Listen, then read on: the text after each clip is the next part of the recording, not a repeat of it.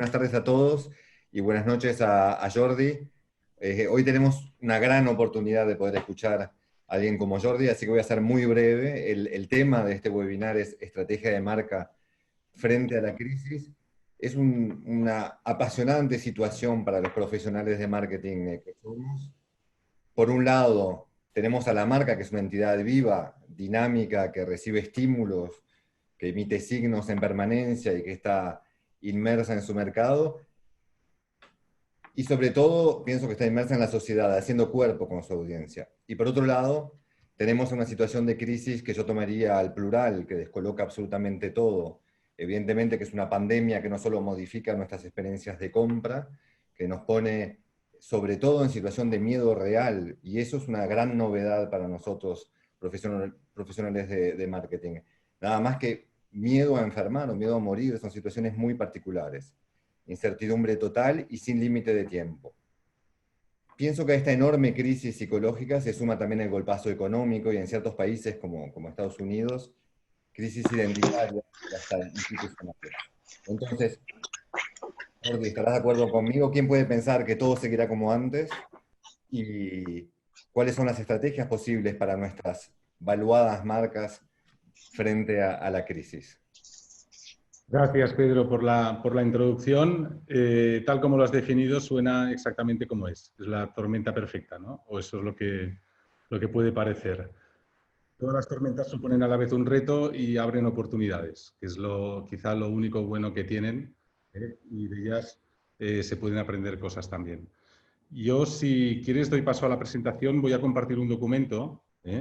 Quiero daros las buenas tardes a todos. Aquí ya son las buenas noches. Yo ya me he tomado varios cafés, son las 11 de la noche, pero estoy contentísimo de estar aquí con todos vosotros. Uruguay es un país en el que no he estado aún y me gusta mucho viajar y tengo pendiente ir y lo voy a tomar en primera línea tan pronto como se pueda volver a viajar. Tuve un profesor maravilloso cuando era niño en la escuela aquí en Barcelona, que era un referente en todo el profesorado, que era un profesor uruguayo, que era Enrique Méndez. Maravillosa persona, súper culta, daba historia del mundo contemporáneo y hace poco estuve con él aún, él es muy mayorcito ya, pero un recuerdo entrañable también para esa persona y para este país que sois Uruguay. Voy a compartir el documento si te parece. Perfecto, pues vamos con ello porque el tiempo es escaso y es valioso, con lo cual vamos a intentar concentrar. Yo soy una persona que tiendo a hablar bastante o mucho, con lo cual voy a intentar controlarme y en cualquier momento que veas que sobrepaso el tiempo, Pedro, me avisáis, o Héctor, me avisáis, por favor, y así me ayuda también a disciplinarme. Antes de hablar directamente de las marcas en un contexto de crisis, yo creo que hay una reflexión más importante que nos hagamos todos y que nosotros no nos cansamos aquí de recordar, incluso con clientes a veces que son muy importantes, ¿no? ¿Qué es realmente una marca? Porque hay bastantes definiciones de lo que es una marca, pero es importante entender muy bien lo que es y eso nos ayudará luego a avanzar en saber cómo las marcas pueden reaccionar frente a las diferentes crisis como la que están aconteciendo, ¿no? Cuando hablamos de marcas, generalmente en la calle o en un entorno cotidiano, lo que nos viene a la cabeza son estos símbolos o marcas de esta naturaleza, ¿no? Marcas de gran consumo, marcas famosas, conocidas, marcas de ventas millonarias como pueden ser Apple, Coca-Cola o Nike. Pero no, estos son, digamos, la punta de lanza de lo que son las marcas hoy en día, pero hay marcas de otra naturaleza que son marcas de naturaleza más industrial, de un público más B2B, y son igualmente importantes, tan importantes como las marcas de gran consumo, ¿no? Y aquí tenemos algún ejemplo, ¿no? General Electric, que es un holding multinacional, o Caterpillar, que es una empresa, una marca de maquinaria de construcción y de obra pública, de excavadoras, de hecho, pero que, sin embargo, a la vez es capaz de vender 2.000 millones de dólares al año en ropa. Esa es la fortaleza de una marca como Caterpillar, que está tan bien definida que es capaz de, habiendo empezado a vender excavadoras, acabar vendiendo también hoy en día un determinado tipo de ropa, no cualquier tipo de ropa, pero a gente joven y a gente normal, digamos, no únicamente a gente profesional. O una marca como Intel, que es absolutamente invisible, pero que todos pagamos un plus cuando compramos un ordenador si sabemos que lleva un Intel dentro, ¿no? Pero las marcas no solo acaban en esta naturaleza más comercial o más de negocio. Estos dos señores son dos marcas también, ¿eh? De naturaleza muy diferente y con sus seguidores correspondientes, nos gusten más o menos, ¿no? Por lo tanto, las personas también tienen esa capacidad de convertirse en marcas. Si vamos al mundo del fútbol, nos encontraríamos con que hay casi una veintena de futbolistas a nivel mundial que son en sí mismos marcas personales, ¿no? Esto también es una marca porque, sin decir ni mencionar la ciudad en la que se encuentra esta calle, todos sabemos a qué ciudad hace referencia, ¿no? Con lo cual, las calles también tienen esa capacidad de ser marcas y las ciudades en sí mismas, como no, si las calles lo son, pues las ciudades también, ¿no? Y las ciudades, yo siempre me detengo aquí un segundo para mencionar que las ciudades son uno de los grandes retos del futuro en cuanto a construcción de marcas, ¿eh? Uno de los proyectos más apasionantes que se pueden hacer en el mundo del branding es la construcción de las marcas ciudad o las marcas país, ¿eh?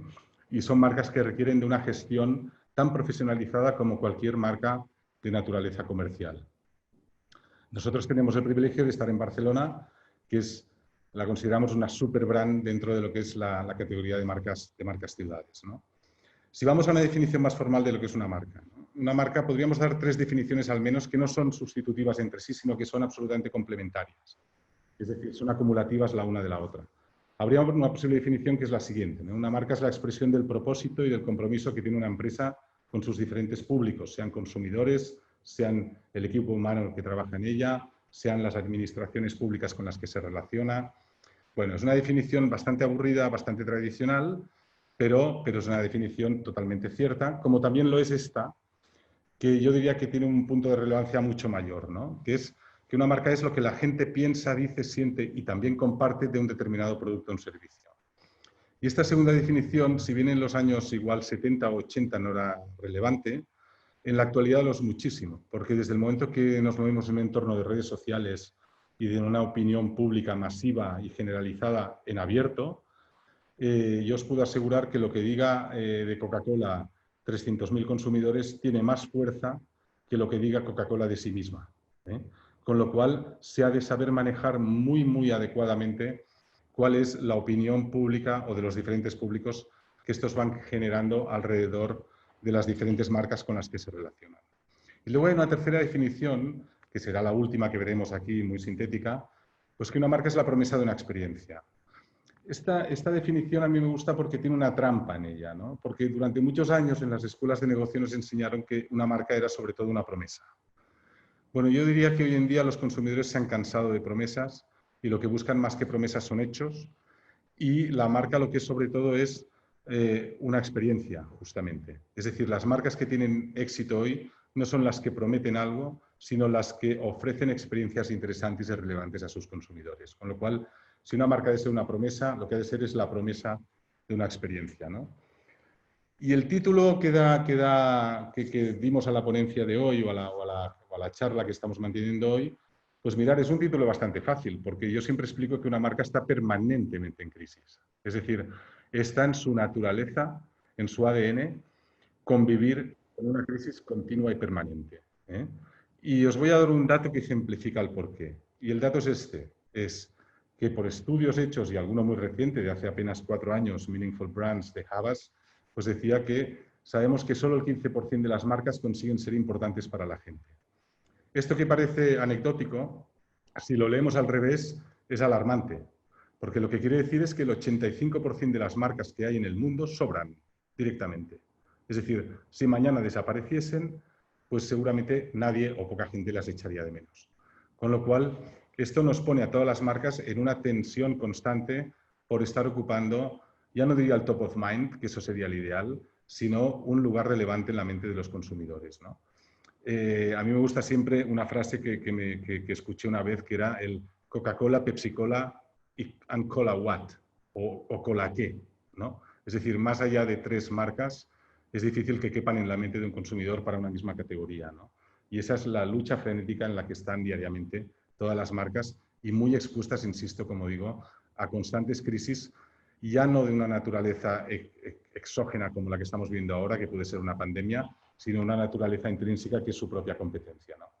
¿Y por qué pasa esto, no? Pues pasa porque la gente, los consumidores en general, están muy cansados de las marcas. Están en cierta manera, decepcionados algunos de ellos, ¿no? Pues porque opinan cosas como esta, ¿no? Pues que las marcas no les escuchan, que no son auténticas, que no entienden sus necesidades, que lo único que pretenden es vender, que hay poca diferenciación entre las marcas y que todas las marcas son iguales, o en el peor de los casos que prometen una cosa pero luego hacen otra diferente o no la hacen, ¿no? Con lo cual, los consumidores están bastante cansados de lo que es una marca. ¿Cuál es para mí la mejor definición de lo que es una marca? Pues estas dos palabras que veis aquí. Una marca, en el fondo, una buena marca lo que es un significado. Es un significado relevante para aquellos públicos a los que se dirige. Una marca que esté vacía de significado no tiene ninguna posibilidad de éxito de supervivencia. A mí me gusta siempre mucho comparar las marcas con las personas. Es decir, a mí siempre que hablamos aquí en el despacho con los equipos de trabajo y con clientes, decimos, oiga, nos llama mucha gente y nos pide un logotipo, o nos llama mucha gente y nos pide que pongamos nombre a su marca. Y nosotros le decimos siempre que lo que necesita esa persona es tener una marca, no apenas un nombre ni un logotipo, sino una marca, ¿no? Y en el caso de una marca se comporta, como decía, igual que una persona. Una persona está hecha tiene un nombre, ha nacido con un aspecto físico, eso sería equiparable a lo que es el naming y el logotipo de una marca, pero luego también tiene una forma de vestir y una forma de hablar. Y esa forma de vestir y esa forma de hablar conforman la identidad de la persona de la misma manera que conforman la identidad de una marca, ¿eh? El tono de voz en las marcas es importantísimo, saber cómo es ese tono de voz, cómo una marca se dirige a sus públicos. El estilo visual de una marca es importantísimo para no tener que estar repitiendo el logotipo continuamente en todas las comunicaciones que hacemos.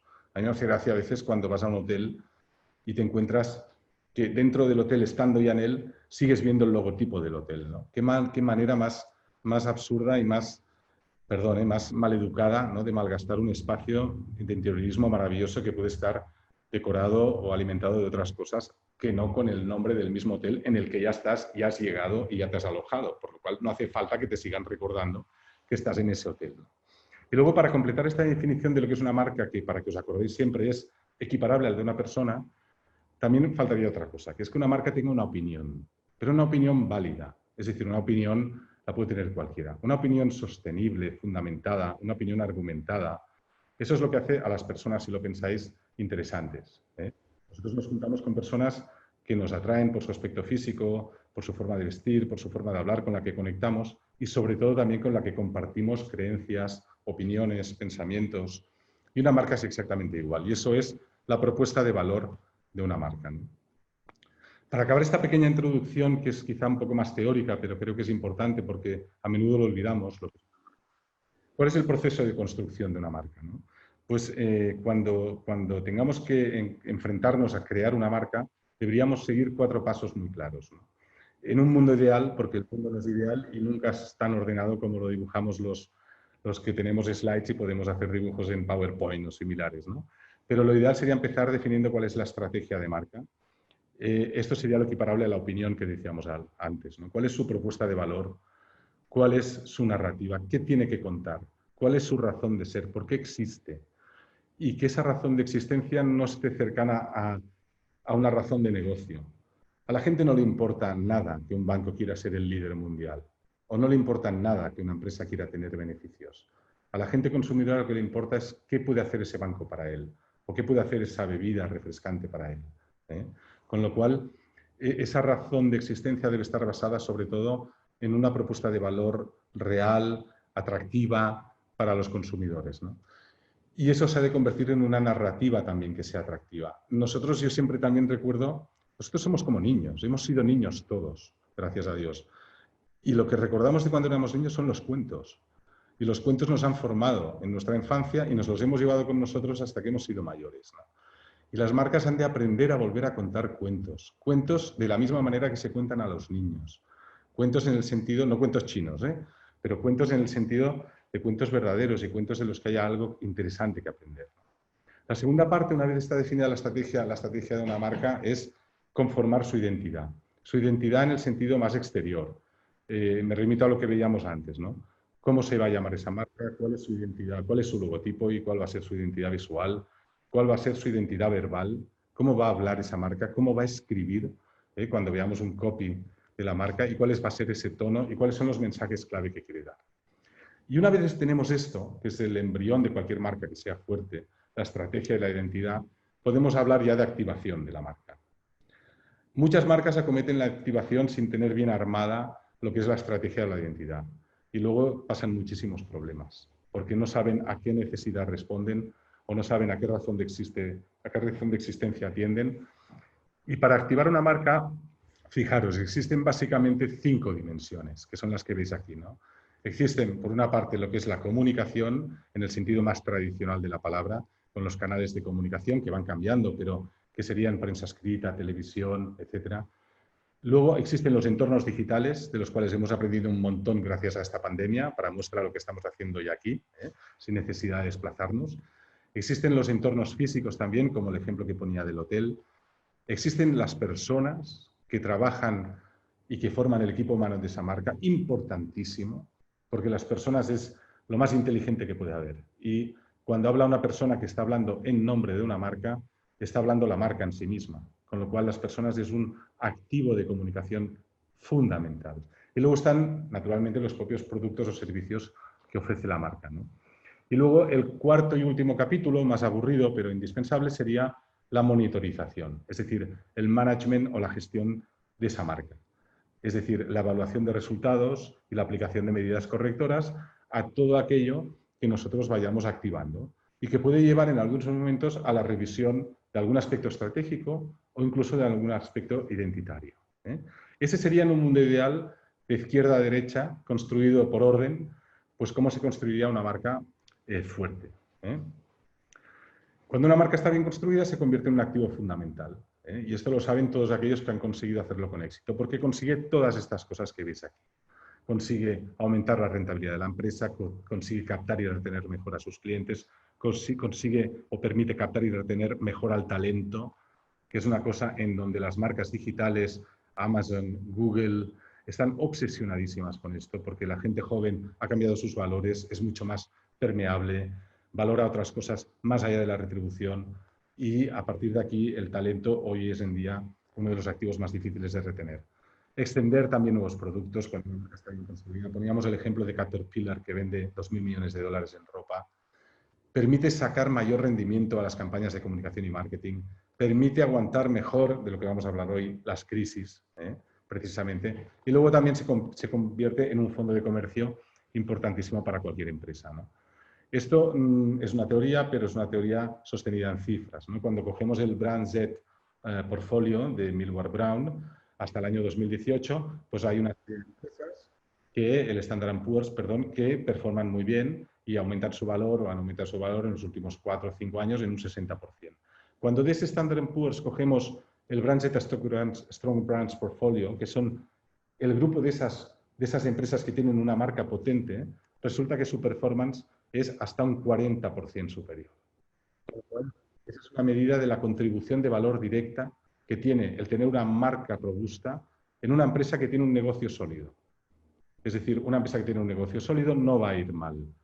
El problema es que, o la oportunidad es que si además tiene una marca potente, ese negocio que no va a ir mal puede llegar a ir hasta casi el doble de mejor. Y vamos a entrar ya en lo que es el impacto de una crisis exógena, en este caso, como es la pandemia que estamos sufriendo y como es la crisis del COVID-19, ¿no? A mí me da muy mala espina, si queréis que os sea sincero, que nazca un virus que casi tenga una marca ya, y que tenga una cifra, ¿no? Parece como que el 19 que tenga que haber varios más. Yo cuando vi el nombre ya no me gustó, pero claro, de alguna manera hemos de llamar a las cosas, ¿no? Lamentablemente se ha hecho muy famoso, ¿no? Esto es lo que nos pasó de un día a otro, prácticamente, al menos aquí en España, y luego los indicadores, todo empezó en China, eso parecía muy remoto, muy lejano, ya había pasado con la gripe aviar, pero nunca había pasado nada, era la amenaza del lobo, que parece que viene, pero que nunca viene, pues esta vez vino. Y vino con una vertiginosidad enorme, ¿no? Y afectó a todo el mundo. Y aquí para el contador ya, porque el contador era demasiado abrumador, pero en apenas prácticamente un mes vimos cómo las cifras se multiplicaban, crecían exponencialmente el número de infectados. Y en España al menos, yo sé que ahí en Uruguay lo han hecho de una forma extraordinariamente bien y es envidiable, con una envidia sana, pues la situación de la que disfrutáis hoy. gracias a Dios.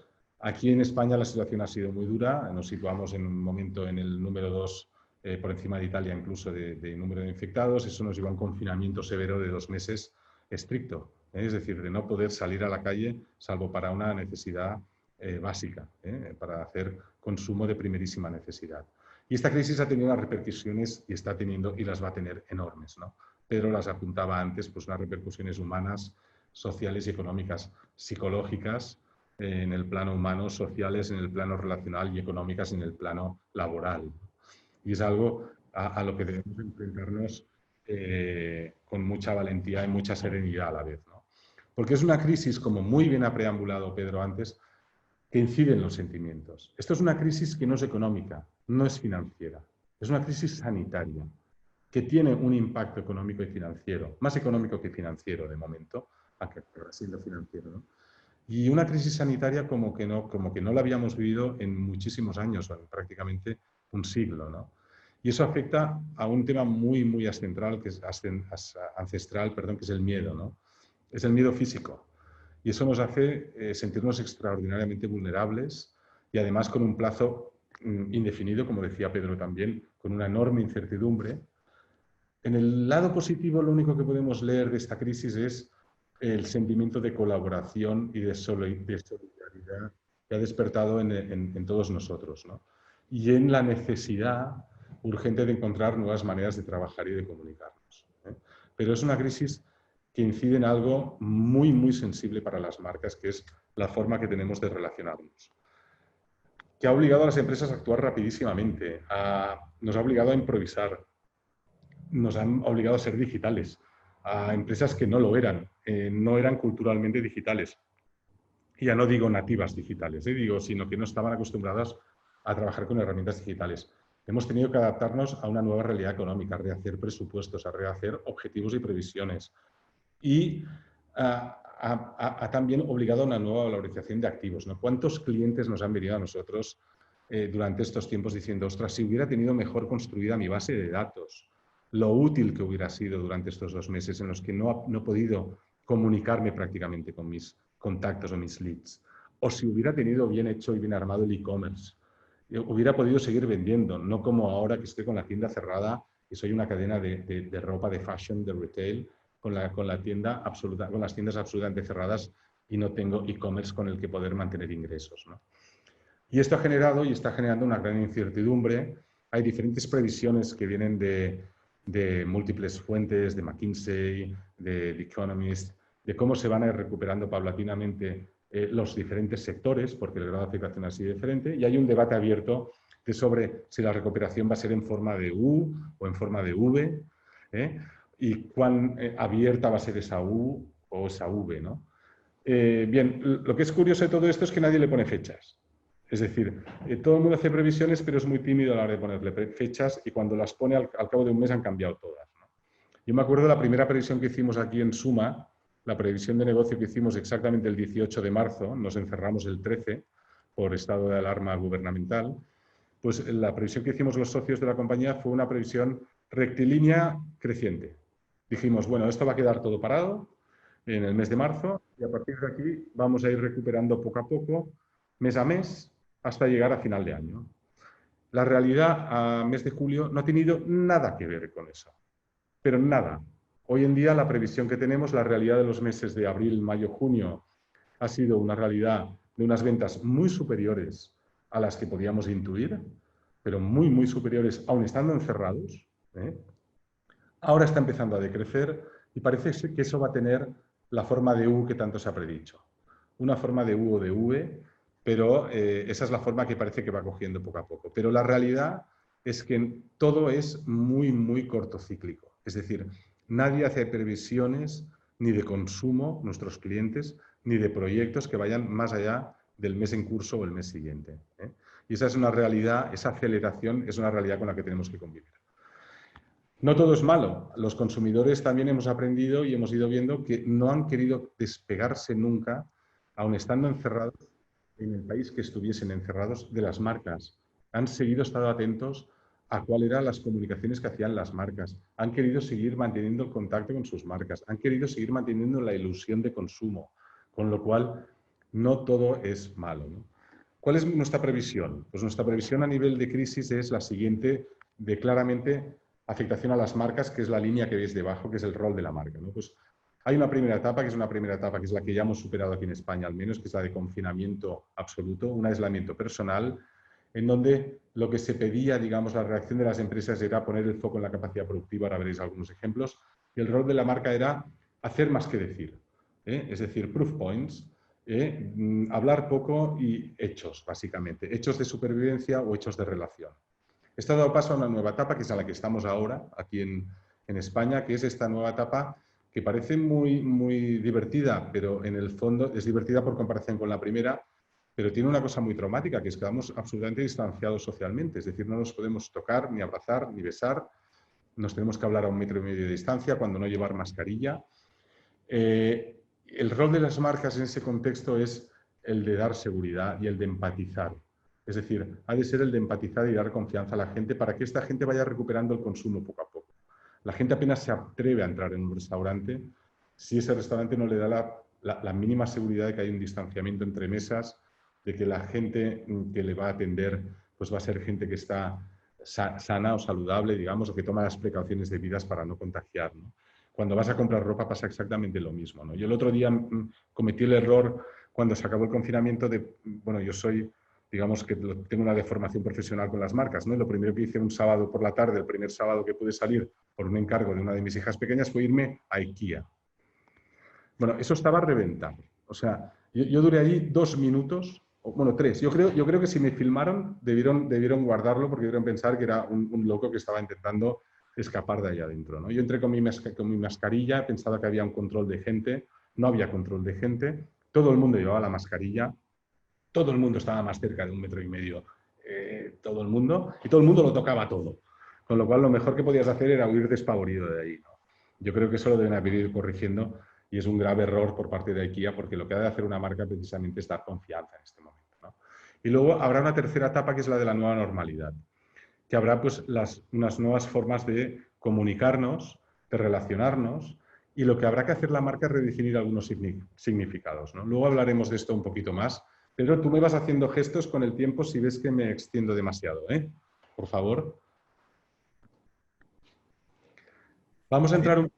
Habíamos previsto, Jordi, 20 minutos más de tu presentación, pero es tan apasionante que si quieres seguir un poco más, evidentemente, Vale, seguir. vale, pues te lo agradezco. Yo tengo un reloj aquí a mano y voy vigilando el tiempo, más o menos también. Vamos a entrar un poco con ejemplos en cada una de esas etapas de cómo las marcas están reaccionando ante esta crisis exógena, ¿no? Que es en la primera etapa, que es la reacción, pues hacer más que decir, ¿no? En primer lugar, decir que a todas las marcas, por no decir empresas, yo siempre hablo de marcas más que de empresas, nos ha caído un examen digital sorpresa a todos, ¿no?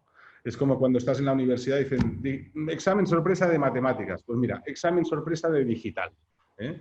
Y todos estamos encerrados en casa y dices, ahora, Blas, ¿cómo voy a hablar yo con mis compañeros de trabajo o con mis clientes, ¿no? Y todos hemos aprendido en un tiempo récord, algunos que no desconocíamos estas tecnologías, entre ellos yo, lo voy a confesar, y tenían una cierta alergia incluso a lo que eran las videoconferencias, imagínate tú lo que me ha tocado, ¿no? Pues a convivir con herramientas como Zoom, que no sabíamos cuál era, o Teams, o como mucho algunos conocíamos Skype, ¿no? Aquí hay una broma, ¿no?, que circuló durante unos días. ¿Quién ha hecho más por la transformación digital de tu empresa, ¿no? ¿El CEO, el comité de IT o el COVID-19, ¿no? Y la mayoría de respuestas serían hacia el COVID-19, ¿no? Y entrando en todo lo que es el mundo de las marcas, ¿no? Pues fijaros, la manera que han reaccionado las marcas, las empresas con marcas potentes, ha sido sobre todo ayudar. Ayudar en esta primera etapa haciendo donaciones, ya sean económicas, ya sean materiales, en cuanto a gel desinfectante por parte de Puig, que es una multinacional, o Zara, que fabricaría batas protectoras, los bancos donando millones de euros a la sanidad pública. Es decir, un volcado inmediato, sobre todo de las marcas grandes, en ayudar para intentar paliar lo que eran el número de contagios directamente, y el número de muertes que se estaba sufriendo, ¿no? Y eso combinado con una cosa importantísima, quizá hecha en exceso, ¿no?, que es un perfil de comunicación muy bajo. Coca-Cola anunció públicamente que suspendía todas sus acciones de comunicación y le daba vergüenza incluso poner su logotipo. Dejaba una cosa que es casi tan importante como su logotipo, que es su botella. La botella de Coca-Cola está registrada como una trademark. El briefing, para quienes no lo sepáis, seguramente muchos lo sabéis, el briefing de Coca-Cola cuando hizo su maravillosa botella, la icónica, la original, en 1900 creo que era 30, dijo, yo quiero una botella que cuando se rompa se reconozca que era la mía. ¿Eh? Y por eso tiene esas curvas, ¿no? Es una botella que es una marca en sí misma, pero fijaros que Coca-Cola eliminó toda forma de comunicación, suspendió sus campañas e incluso le daba vergüenza, digamos, expresar su logotipo, es decir, publicitar su logotipo, ¿no? Hubo otras que se equivocaron notablemente, al menos aquí en España, ¿no? Una empresa como Nautalia, pues que al mismo tiempo que estaba pasando la pandemia, anunciaba y seguía anunciando promociones de cruceros, ¿no? Que decías, pero esto es inaudito, estamos todos encerrados o a punto de encerrarnos cuando ya lo sabíamos 4 días antes y una marca sigue vendiendo y promocionando a un precio más bajo que te subas a un crucero, ¿no? Que además es de un riesgo enorme, ¿no? Porque si estás encerrado ahí con alguien contagiado, ya sabemos lo que pasa con algunos cruceros. Luego rectificaron rápidamente, pero sí que hubiera algunas marcas que se equivocaron porque siguieron con su dinámica comercial, lo cual le provocó un rechazo enorme entre los consumidores. Y algunas, y vuelve a ser la de siempre, perdonar, una de las de siempre, encontró el tono adecuado, ¿no? Que no es el de esconderse, como dice Coca-Cola, sino seguir diciendo lo que ha dicho siempre, pero decirlo de una manera absolutamente adecuada al momento, ¿no? If you ever dreamed of playing for millions around the world, now is your chance. Es decir, el Just Do It de Nike, el Play Forever de Nike, ahora es el momento de jugar como tú has querido jugar siempre, no para ti mismo, cosa que es inaudita en Nike, es una marca súper individualista, que lo que hace es poner siempre celebrities individuales en escena, en cambio aquí se trata de jugar en equipo y jugar a nivel mundial, ¿no? Ahí las marcas poco a poco, porque esto pasó en cuestión de días, fueron perdiendo timidez, ¿no? Y algunas dijeron, pero aquí no se trata de esconder, ¿no? Aquí no nos hemos de esconder, somos quienes somos. Lo que hemos de intentar demostrar de verdad es una oportunidad enorme para demostrar de verdad cómo somos, ¿no? Dove, que es una marca de cosmética maravillosa, porque lo que hace es realzar la belleza natural, tuvo el valor de poner en sus campañas sanitarios de verdad, con caras de cansancio, evidentemente, y realzar cuál era la belleza de una persona de esa naturaleza, que es la belleza natural, la belleza de alguien que se ha esforzado y que lo está dando todo. Una campaña extraordinaria de Dove, absolutamente alineada con su marca, ¿no? Cabify rendiendo homenaje a los héroes sanitarios. O un club de fútbol como el Roma, el único que lo hizo. Nosotros tenemos mucha relación con el mundo del fútbol, el Fútbol Club Barcelona y otros clubes. El único club que lo hizo, y mirar que es una acción fácil, fue coger su base de datos, identificar a la gente mayor de 65 años y llevarles provisiones de comida y de entretenimiento a casa, como un gesto de solidaridad. Es una puesta en escena maravillosa hacia los socios de un club de fútbol que lo dan todo por los jugadores cada domingo, cada sábado en el campo, ¿no? Y una acción facilísima, sencillísima, que esta gente recordará de por vida a los socios, ¿no? Luego en el mundo del gran consumo se hicieron cosas, bueno, quizás más decorativas, yo diría, pero que no por eso pierden valor, que era pues ajustar el packaging un poco al momento, ¿no? Y bueno, no es que esté mal, o sea, mal no está, evidentemente, es un gestito y es un gestito que, bueno, cuesta más de implementar de lo que parece, porque cambiar troqueles y cambiar planchas de impresión no es fácil y hacerlo tan rápido no es fácil, pero eso la gente lo desconoce, ¿no? Y bueno, sí que es verdad que cuando vas a comprar pan Bimbo o vas a comprar que tendrás mensajes de agradecimiento contextualizados, pues empatizas mejor, ¿no? Y luego, sobre todo, unas grandes marcas que hicieron algo como esto, ¿no? Que es hacer bien y escenificar bien lo que tenían que contar. Aquí tenemos dos ejemplos, uno malo y uno bueno. Frito-Lay, el Fritos, hizo un anuncio convencional de lo importante que era su empresa, de los muchos trabajos que daba, de cómo la empresa había no parado durante la pandemia o durante el confinamiento. Bueno, pues muy mal, porque no es el momento de sacar pecho, la verdad. Aunque digas que estás alimentando a familias y que tu patata es la más sabrosa del mundo, pero no es el momento para sacar pecho de esa manera, ¿no? Bankinter, que es un banco español, que no sé si conoceréis allí en Uruguay, hizo una cosa totalmente opuesta, que es maravillosa. Esta campaña maravillosa de Bankinter, que no olvidemos que es un banco y que está sujeto a muchas críticas, que al final creativamente está muy bien trabajada porque lo que hacía era enfatizar en aspectos físicos de un billete y sacar ahí el mensaje de la gente que estaba encerrada sola en casa quería escuchar, ¿no? Que era un sentimiento de compañía directamente, ¿no? Esto fue una campaña maravillosa de Bankinter que le procuró muchísima empatía por parte de muchos consumidores y me consta que algunos incluso decidieron empezar a trabajar con ellos. Cuando vamos a la segunda etapa, ya vamos a ver las tres muy rápidamente ya, las dos últimas. Bueno, en esta etapa de adaptación en donde lo que estamos haciendo ya es recuperando la normalidad, pero con distanciamiento social, dicen que va a haber un optimismo post-confinamiento, el consumo se está recuperando, pero es una punta de consumo más basada en la ilusión y en las ganas de consumir lo que no se ha consumido en 2 meses que una punta de consumo sostenible. Hay que vigilar con esa punta de consumo, pero es verdad que lo que os contaba de IKEA estaba lleno de gente, no sé cuánta comprando, pero muy lleno de gente y gente que los primeros días salía a comprar. Ahora se está notando que las tiendas vuelven a estar bastante más vacías. Luego hay también una diferencia entre los consumidores, ¿no? Los consumidores están reaccionando de manera muy diferente a lo que es las perspectivas de futuro. Es decir, tanto los baby boomers como la generación X o la Y están reaccionando de una manera mucho más prudente, cautelar, conservadora a lo que es el consumo que la generación Z, que realmente tiene unas inmejorables perspectivas de consumo. Es decir, ellos consumen bienes y servicios de la naturaleza, son heavy users de Netflix, de plataformas de contenidos audiovisuales, con lo cual ese consumo no ha crecido en absoluto, sino que al contrario va en aumento, ¿no? Una tendencia también que estamos notando, ¿no? Que la imposibilidad de viajar hace que algunas marcas, como por ejemplo Audi, esté haciendo cosas tan maravillosas como esta. Un viaje de 3 horas dura este documental por Australia. Prácticamente a ruido real, sin voz y sin música, y simplemente para que tú tengas la sensación de estar conduciendo en un paisaje como el que alguna vez pues, habías podido llegar a ir, que era el de un país extranjero, en este caso el de Australia, ¿no? O marcas como Quibi, ¿no? Que es una plataforma de pago como Netflix, pero que ofrece cápsulas, solo existe en Estados Unidos, ofrece cápsulas de 6 minutos para que tú puedas hacerte un Kit Kat audiovisual y ver ya no una serie, pero un contenido audiovisual de 5 o 6 minutos y tomarte un respiro, ¿no? Luego nos vamos a tener que acostumbrar a esto, es decir, a hablar cerca de casa y digitalizar lo lejano. Vamos a tener que acostumbrarnos a no viajar durante bastante tiempo o a viajar a lugares muy cercanos y eso nos va a obligar a tener que aprovechar mejor las experiencias que nos quedan más cerca y que no son a veces tan exóticas y a descubrir el detalle de las cosas, ¿no? Y marcas como Airbnb. Este ejemplo yo creo que es muy importante, ¿no? Salió el CEO de Airbnb, Brian Chesky, a dar seguridad y confianza a todos sus hosts para que no se desanimaran y tomaran medidas para que sus casas fuesen higienizadas, pero que no desapareciesen de la plataforma. Alerta o atención al sector turístico. Yo siempre explico que el sector hotelero tiene una maravillosa oportunidad dentro de la gran catástrofe que supone la caída del turismo para ponerse en valor. Porque si alguien va a confiar, sobre todo a la hora de viajar, es en una marca hotelera que le ofrezca la seguridad que este cliente busca.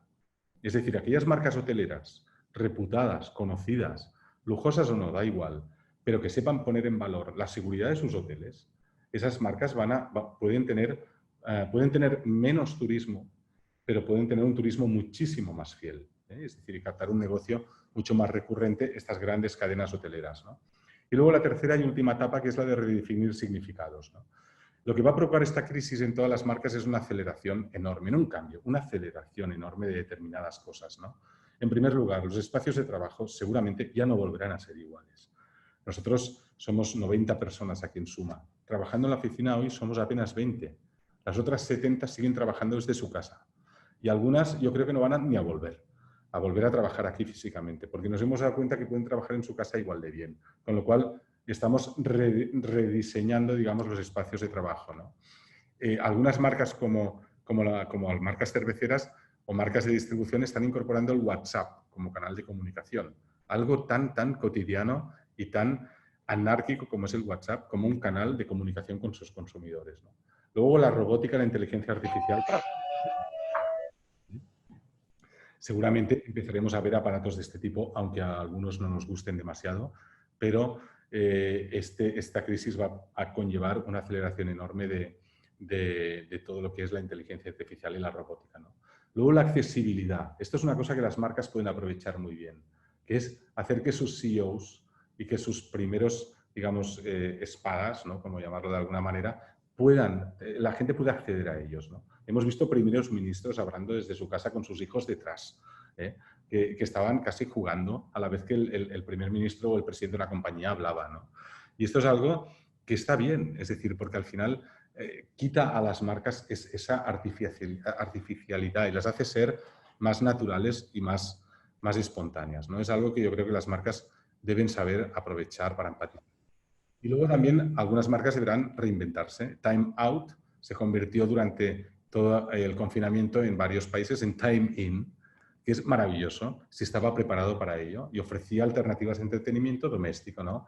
La Liga, cuando la Liga estaba suspendida, ofrecía conciertos en plataformas digitales, siendo una plataforma de fútbol. Y luego la otra cosa que va a cambiar seguro son las ciudades en nuestro entorno, ¿no? Si algo hemos descubierto que esté bien, también del COVID o de lo que ha traído esta pandemia, es la contaminación sorprendente, la caída de contaminación de algunas de las ciudades durante el confinamiento. De golpe, en Los Ángeles se podía volver a ver el cielo, aquí en Barcelona había un silencio enorme que permitía dormir como si estuvieses fuera de la ciudad, ¿no? Vamos a redefinir el significado de algunas palabras. Ninguna de estas palabras, aunque nos parezca increíble, van a significar lo mismo dentro de un año.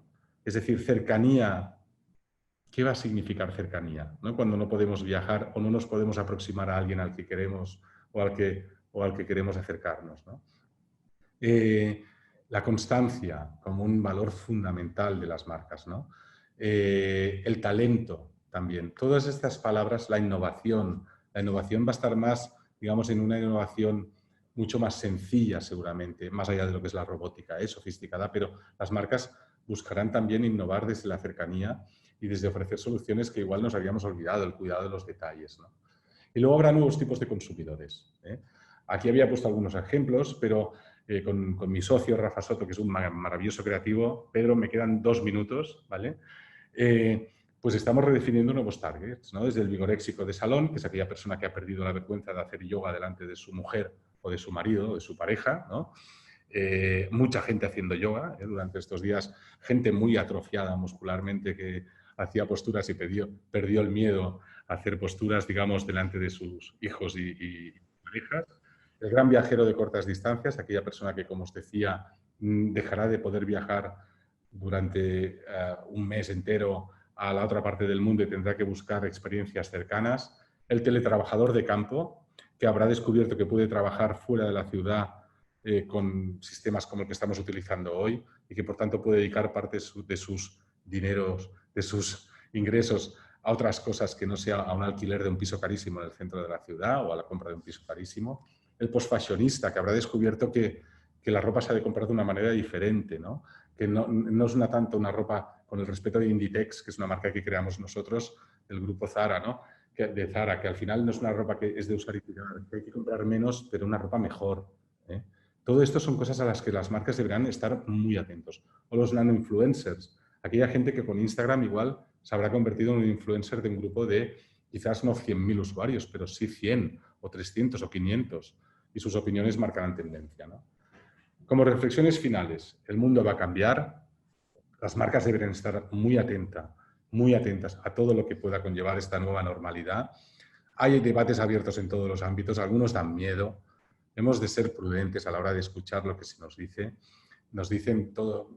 Hay una corriente positiva de que la pandemia se superará, pero que a la vez te dicen que nada va a ser igual que antes. Y si tuviésemos que dar algunos consejos ya para acabar, las marcas tienen que tener un propósito de marca, volviendo al principio, sólido, fuerte, bien hecho, una razón de existir, una identidad de marca potente. Fundamental cuidar el tono de voz de la marca.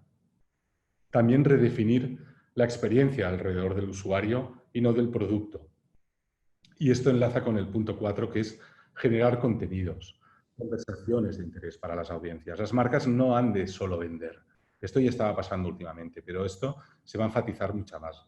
Las marcas interesantes no son las que únicamente venden, son las que hablan, cuentan cosas interesantes y ofrecen valor a los usuarios más allá de vender productos o servicios. Y luego potenciar el sentimiento de comunidad. Es decir, nosotros siempre decimos que las marcas no han de tener clientes, han de tener una comunidad a su alrededor, que pueden ser clientes, consumidores, el equipo humano que trabaja para ellas, importantísimo, y luego fans. Gente que no comprará quizá nunca nada de una marca porque quizá no puede pagarla, pero que le apasiona aquella marca y atiende lo que le dice. Ya estamos. Pedro, ya estoy de la presentación. Fantástico, fantástico. Buenísimo. Realmente muchísimas gracias. Pienso que te lo digo en nombre de las más de 80 personas de la comunidad ORT aquí en Uruguay que se han unido a nosotros y que te siguieron. ORT aquí en Uruguay, como tú lo sabes, es una institución muy prestigiosa y muy importante. A mí me pareció como si fueran vacaciones pagas que nos dabas para todos durante 50 minutos, estratégico, fantástico, muy bien documentado, operacional, inspiracional, y sobre todo nos da ganas de ir más allá, nos dio distancia y ganas de hacer bien las cosas.